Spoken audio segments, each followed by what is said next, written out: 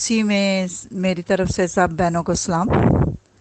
मैं आपके सामने अपनी गवाही देना चाहती हूँ। बहुत बड़ी गवाही है मेरी ज़िंदगी में, तो मैं आपके साथ शेयर करना चाहती हूँ। लेकिन उसके से पहले मैं अपना एक गीत जो है खुदावंद की तारीफ में गाना चाहती हूँ। गिनिया न जान में तो भलाइयाँ तेरियाँ, गिनिया न जान में तो भलाइयाँ तेरियाँ। हाकी तेनू दसा मैं वड्याइयाँ तेरियाँ, हाकी तेनू दसा मैं वड्याइयाँ तेरियाँ। गिनिया न जान में तो भलाइयाँ तेरियाँ, गिनिया न जान में तो भलाइयाँ तेरियाँ। हाकी तेनू दसा मैं वड्याइयाँ तेरियां, हाकी तेनू दसा मैं वड्याइयाँ तेरियां। जेड़ा रोगी तेरे कोल आया रोगी ना रेहा, जेड़ा रोगी तेरे कोल आया रोगी ना रेहा, जेड़ा सोगी तेरे कोल आया सोगी ना रेहा, जेड़ा सोगी तेरे कोल आया सोगी ना रेहा। ताएं लोकी देंदे ने गवाइयां तेरियां, ताई लोकी देंदे ने गवाइयां तेरियां। गिनिया न जान में तो भलाइयाँ तेरियां, गिनिया न जान में तो भलाइयाँ तेरियां।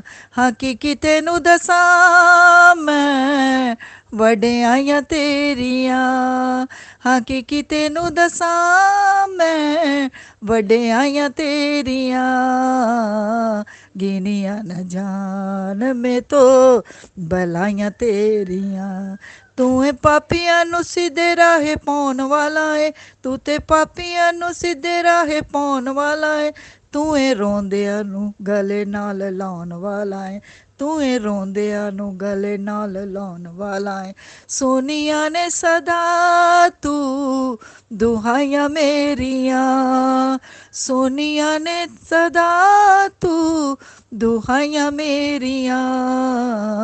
गिनिया न जान में तो भलाइयाँ तेरियां, गिनिया न जान में तो भलाइयाँ तेरियां। हाकी तेनू दसा मैं वड्याइयाँ तेरियां,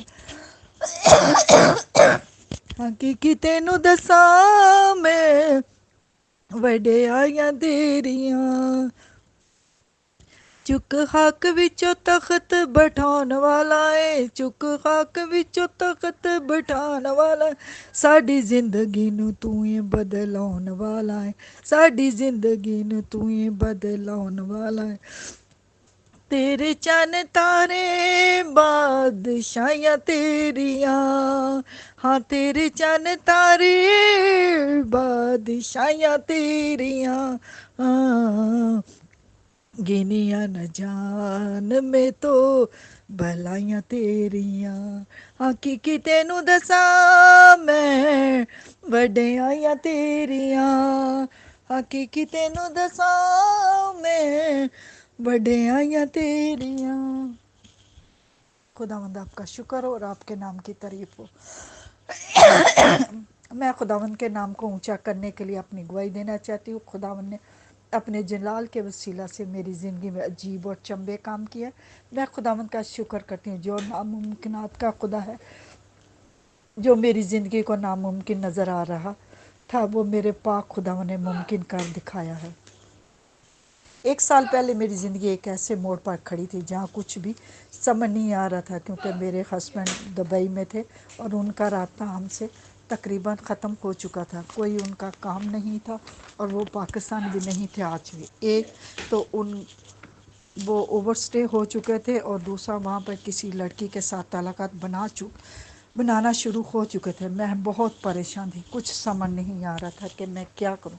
मेरा और मेरे बच्चों का क्या बनेगा। यहाँ तक नौबत आन पहुँची थी कि मैं अपनी जान को ख़त्म करना चाहती थी। फिर मेरे भाई ने मुझसे कहा, वाहिद खुदावन वो रास्ता है जो तुम्हारी मुश्किलात को कम कर सकता है। फिर मैंने अपनी भाभी सोनिया से मिलकर दुआ करना शुरू की। भाभी सोनिया ने मुझे सिस्टर सिसीलिया के बारे में बताया कि आप उनसे दुआ करवाएं, क्योंकि उन पर खुदावन का मसा है। खुदावन ने उनके ज़रिए बड़े बड़े काम किए और अपने नाम को जलाल देने के लिए अपने कर रहे हैं।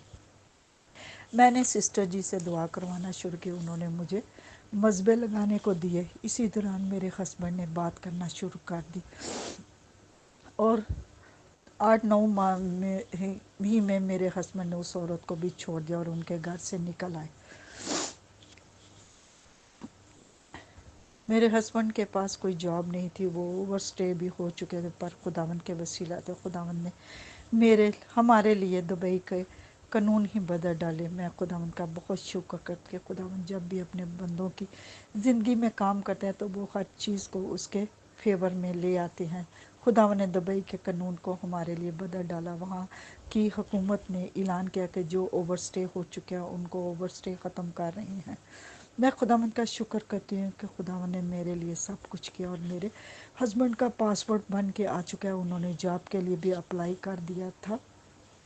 मेरा ईमान है जहाँ खुदावंद ने इतना काम किया मेरे हस्बैंड को जॉब भी हो जाएगी। मैं ईमान में खड़ी थी और खड़ी हूँ। खुदावंद सब कुछ मेरी ज़िंदगी में किया और मेरे हस्बैंड को जॉब मिल गई है और ये माँ जॉब का दूसरा माह जा रहा है। खुदावंद का बड़ा शुक्र है। मैं खुदावंद का बहुत शुक्र करती हूँ। खुदावंद आपका शुक्र और आपके नाम के सारा इज़्ज़त और जलाल मैं खुदावंद के नाम को देती हूँ। आमीन।